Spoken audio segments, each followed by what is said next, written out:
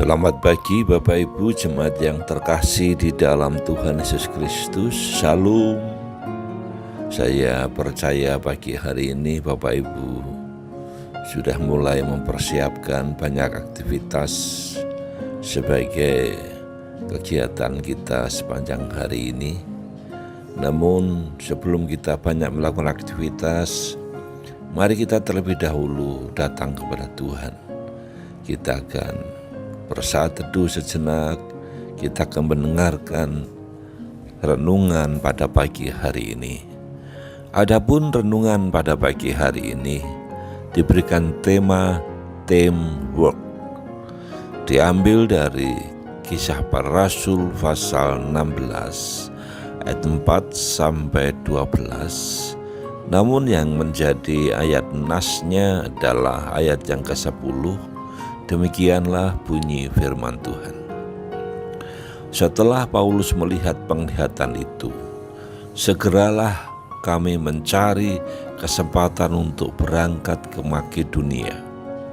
Allah telah memanggil kami untuk memberitakan Injil kepada orang-orang di sana. Bapak Ibu dan jemaat yang dikasihi Tuhan Yesus Kristus, Paulus adalah seorang penginjil hebat. Ia peka terhadap pimpinan Roh Kudus, jiwanya misioner dan visioner. Analisa dan kesimpulan yang ia miliki selalu dibilang akurat. Boleh dikata dialah superstar dalam tur penginjilan gereja purba. Tidak heran jika pada akhirnya wilayah Makedonia yang dulunya didominasi Raja Alexander Agung dapat berubah menjadi zona yang dikuasai Injil Kristus. Namun yang menarik adalah secara tiba-tiba perikop yang baru kita baca ini mengidentifikasikan pentingnya kehadiran orang lain, yakni Lukas. Perhatikan perubahan gaya bahasa kami dalam ayat tersebut. Kehadiran orang lain di si Paulus ini memiliki peranan penting dalam pelayanannya. Mau tidak mau, suka tidak suka, Paulus yang berkarisma itu membutuhkan Lukas atau Silas sebagai anggota timnya jika ingin sukses dalam perjalanan misinya. Memang tidak menutup kemungkinan bahwa dalam satu teamwork terdapat superstar.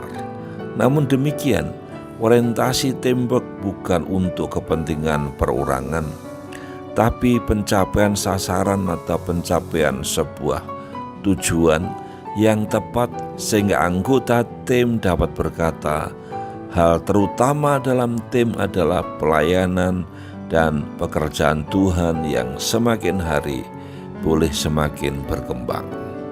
Bapak Ibu yang dikasihi Tuhan Yesus Kristus, tantangan hidup yang kita hadapi saat ini mungkin bervariasi dan tidak mungkin dapat kita tangani seorang diri.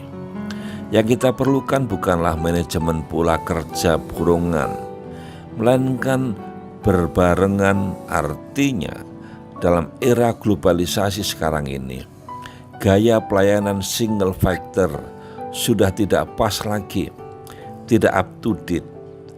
Apa yang disebut one man show sudah harus berlalu dan segera ditinggalkan. Sebaliknya, yang terbaik adalah kita melaksanakan kerja dengan pola teamwork. Sebab tuntunan kerja atau tuntutan kerja semakin berat pada saat ini. Jika kita sendirian, kita mudah sekali gagal.